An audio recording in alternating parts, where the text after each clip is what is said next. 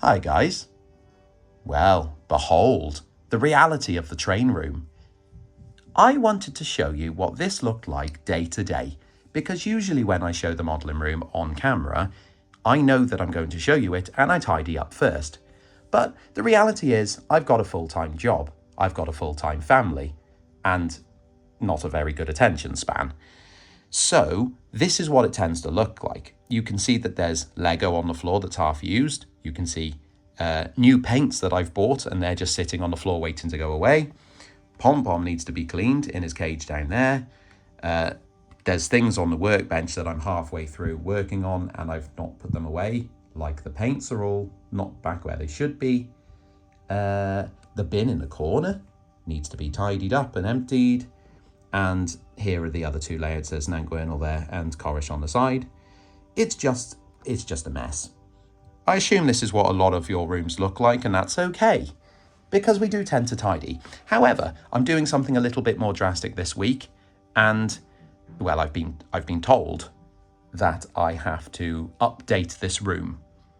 So what I'm going to do is I'm going to start sifting through the drawers and cupboards and get things looking a little bit more professional in this room.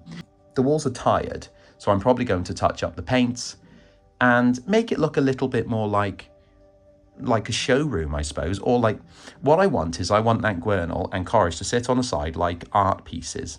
So the trestles that they sit on there, I use these for exhibitions because I can adjust the heights and they're really handy to move around. But in the room, it's a lot of wasted space. So what we've bought are some IKEA chest of drawers. So Nantgwernal will actually sit on top of them, which means we can use all the space underneath, which means the storage in the corner there, which is an IKEA bookshelf or wardrobe or whatever it is, that can be taken away because that's absolutely knackered. And anything else that's sitting around, that can all go as well.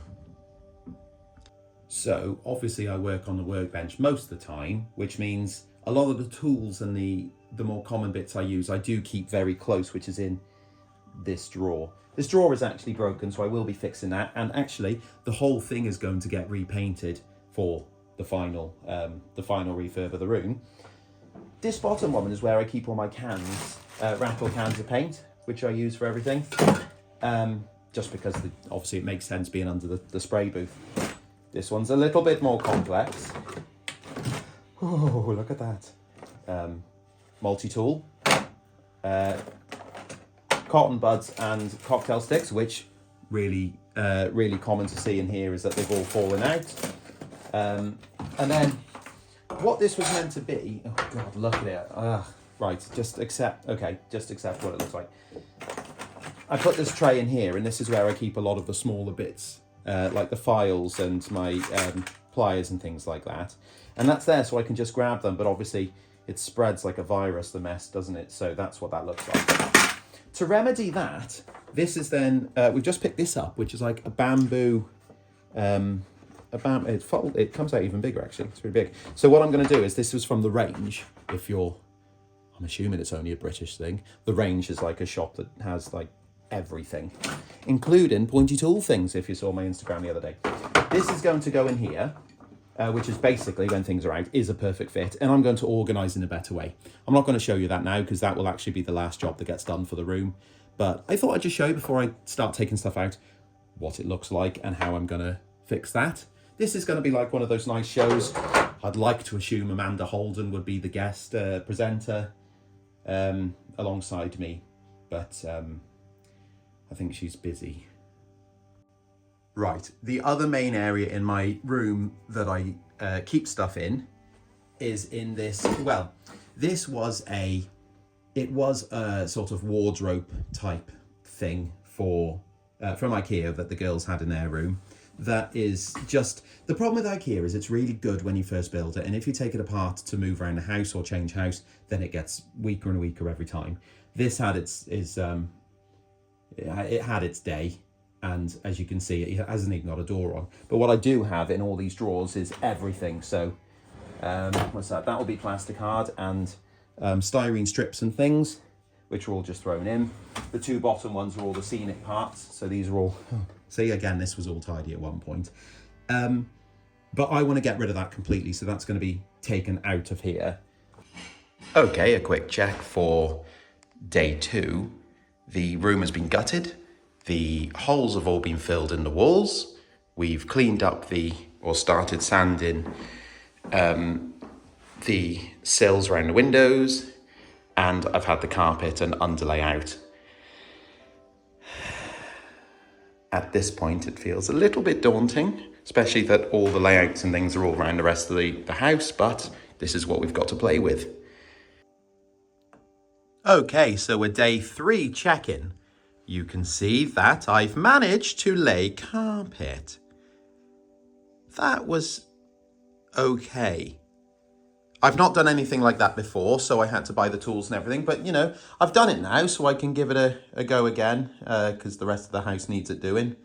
And obviously it needs to be vaxxed and everything and tidied up, but it's looking good. The walls are looking really nice now. And we started building all the new IKEA shelving and things like that. The idea I showed you was that these boxes with the girls' Lego in here would fit in the cupboard, but as you can see, it doesn't fit in the cupboard. That's okay, I can just put stuff on the shelves. There's one over there. The idea is, all right, Rubes. I think that one is going to have Corish on. That's a bookshelf. And then that one will have Nant Gwernal. And actually, I can have Nant Gwernal out with the fiddle yard attached, which I couldn't do in the other, not in the other room, in the other form. So that's good. The workbench has been, well, Rian started sanding it off because it was knackered. And this will eventually get repainted. Ribs, he's a good boy. Ruben. Anyway, and then I will get a new chair for lumbar support. And okay, so what I'm going to do today is, well, apart from putting the door back on, that's right, Rupert's looking for chickens. I will finish off the lighting because the lighting's all down from where the workbench was because it's moved slightly. And then I will start to fill the shelves up, and I will then hopefully show you the finished thing and where I've decided to put everything. I think I'm about done. So let me give you a tour of the new room, which I have so much room to move around in the room. Okay, so over here, that's going to be kids' stuff in there, so ignore that. That's where Corish is sitting at the moment. Not really sure what to do with that, if it'll go back on a trestle in the corner or not, because it's overhanging a bit. Pom-pom's up there. There's a couple of the builds there. That one's actually going to the TR, so that'll be gone at some point. Here's a nice little archive of books. The workbench is the same bench, as I said, that's going to get painted at some point, so that'll look a bit nicer. But yeah, it's a lot nicer being at the window because I can sort of just stare and see, well, not really much at all, actually. No railway, so... Nant Gwernal's over here, and as you can see, you can actually hook it up with the fiddle yard on the end, and that's the main thing here. Well, it wasn't. The main thing is I couldn't actually move in the room, but it's the better part is the fact that I can run Nant Gwernal with the fiddle yard on, and it's not taking up any space that like it was before. It was quite far into the room. That box in the middle is what I keep my stock in. That's the one above is the broken wire grass applicator. Sorry, I got distracted by a bird out the window, didn't listen. Another thing is I've actually got a bin now, so that's a real bin as opposed to just a pile on the floor. This is the most unpleasant one to look at. So I've got all my boxes at the bottom with the recording things and boxes and things like that. That's my pile of plasticard, which, yeah, that looks pretty grim, but I've already been told off and warned I need a box to put those inside. Those are just storage for boxes of things, so all those are the builds that I've done. That I have the original boxes. I'm not really sure why, because they won't go back in the boxes at any point, so it's a bit pointless having them, but still it's quite nice to see. This one in here, This is a funner one because this has got all the paints at the top at the moment. I'm not sure if I'm going to put them on the wall like they were before because that was handy, but I do like the fact that there's nothing in my way here. Going down onto there, you've got wiring things, soldering things. That's a box of kits that do need to be built yet. Couple of random bits on top as well, like the Iconic Rail Corish 7mm stock, which I don't know if I'll build that or not. That was a bit of an impulse buy. And then all my scenic stuff at the bottom. If you follow me on Instagram, I showed a picture of everything in a box because I'd had an absolute sort out of it all. But that's all sitting in there. So it's all very easy to access. There's a few things now I need to do going forward. So tidy your nag journal up because it's coming to the end of the build. Painting the fascia at the front and things like that to look better in the room. I've realised now the fiddle yard needs lighting. So I'm not really sure what I'll do about that. And I need to finish off, put the front on here because that's going to be blocked in, so it's nice. Switches. Yeah, I've realised that I can't remember if I said it on the other video, but I've realised I can't, where the joins are, here and here, basically they're connector strips with male and female plugs on them, plug and sockets, so they're quick release, which is fine when they're on trestles, but when the layout's on the stand, sitting on the side like this, I can't actually connect them up because they're too short. So I need to do a bit of wiring on that journal to get it to sit on there nicely. And also, if you've seen in other videos how I have the lighting is on a big rig like you'd see if you've ever seen Corish at an exhibition, I have a lighting rig over it. And Nanguernal is the same. However, because I don't want it out in the room, I'm going to be bolting it to the sides of the layout so it actually sits over the top of it and doesn't protrude into the room or anything like that.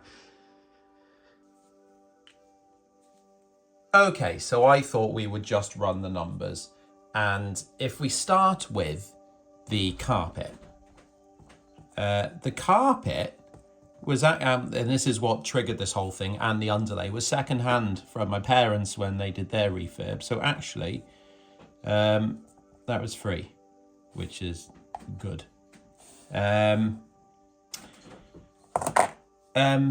What was next? We had, carpet tools, because I didn't want to pay anyone to do the carpet. And I thought, well, you know how good YouTube is, don't you? Because you're watching it. I had to buy the tools and I followed a DIY video how to do it myself. And that cost £35, I think it was. That is basically a carpet, like a knee whacker that you tuck the corners in, and also the tucker where you push it down behind the grippers. Oh, grippers.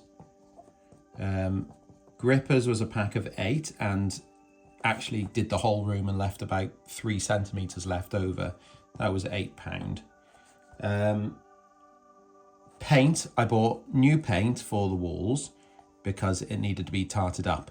It's the same stuff, so I just bought a litre and that was £18, I think.